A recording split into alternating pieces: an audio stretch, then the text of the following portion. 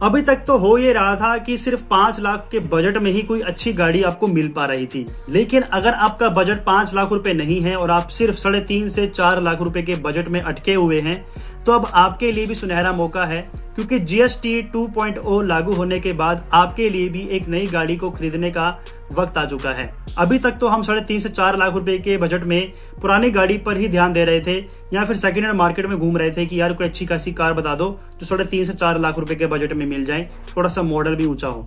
लेकिन अगर आपको एक ब्रांड न्यू कार ही मिल जाए इतने बजट में, तो इससे बढ़िया क्या हो सकता है।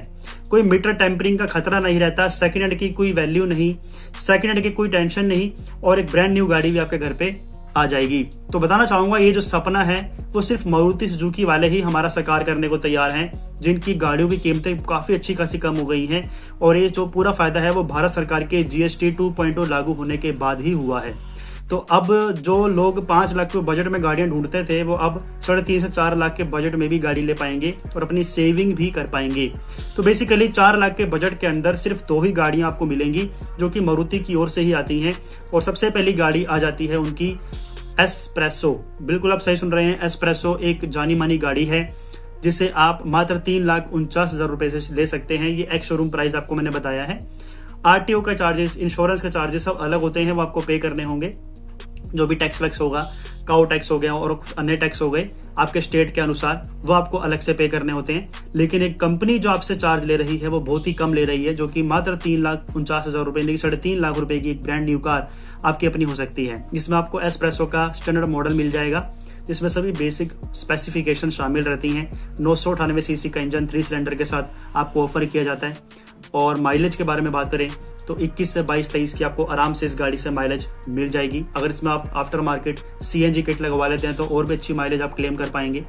बाकी बात रहती है बूट स्पेस की, तो इसमें आपको अच्छा खासा बूट स्पेस भी ऑफर किया जा रहा है, जो कि 279 लीटर का है। यानी कल को आपको इस गाड़ी को कमर्शियली यूज करना है, टैक्सी बनाना है, क्योंकि मैंने मोस्टली लोगों को नोटिस भी किया है कि इस गाड़ी को एज अ टैक्सी भी, कैब भी बनाकर चलते हैं। तो इस गाड़ी को आप एज अ कमर्शियली यूज भी कर सकते हो, टैक्सी बनाकर भी अपना रोजगार चला सकते हो।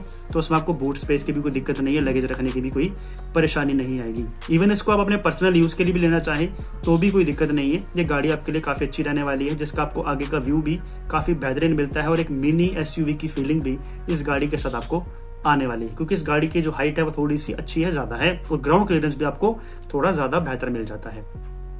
जो मेजर फंक्शंस होते हैं बेस वेरिएंट में आने वाले, चाहे वो AC हो या पावर स्टीयरिंग हो, शायद उससे आपको वंचित रहना पड़े, लेकिन एक नई गाड़ी आपके पास आ जाएगी, इससे बेहतर और क्या हो सकता है।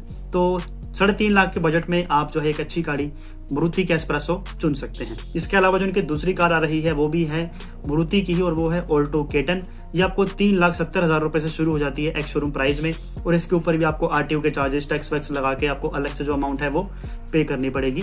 तो ये जो गाड़ी है ये भी आपको अंडर बजट 4 लाख से नीचे ही मिल जाएगी, लेकिन ओवरऑल आपको जो गाड़ी है वो टैक्स वैक्स लगा के, इंश्योरेंस के चार्जेस भर के शायद आपको 4.25-4.5 लाख रुपए के करीब पड़ जाएं। तो अगर आप 50,000 रुपए या लाख रुपए का लोन भी करवा लेते हैं तो भी मुझे लगता नहीं कोई हर्ज होगा। एटलीस्ट आपके पास एक नई कार तो आ जाएगी, सेकेंड हैंड तो नहीं है वो, क्योंकि सेकेंड हैंड में गाड़ी में भी कल को कोई मेजर खर्चा आ सकता है जिसका आपको कोई अंदाजा ना हो, तो वो भी आपको कराना पड़े। इससे अच्छा है कि आप अभी खर्च लें एक नई गाड़ी के लिए, जो कि आपके 10 से 15 साल रिलैक्स हो जाएगा, और आपकी गाड़ी ब्रांड न्यू भी होगी तो कोई खर्चा भी नहीं कराएगी।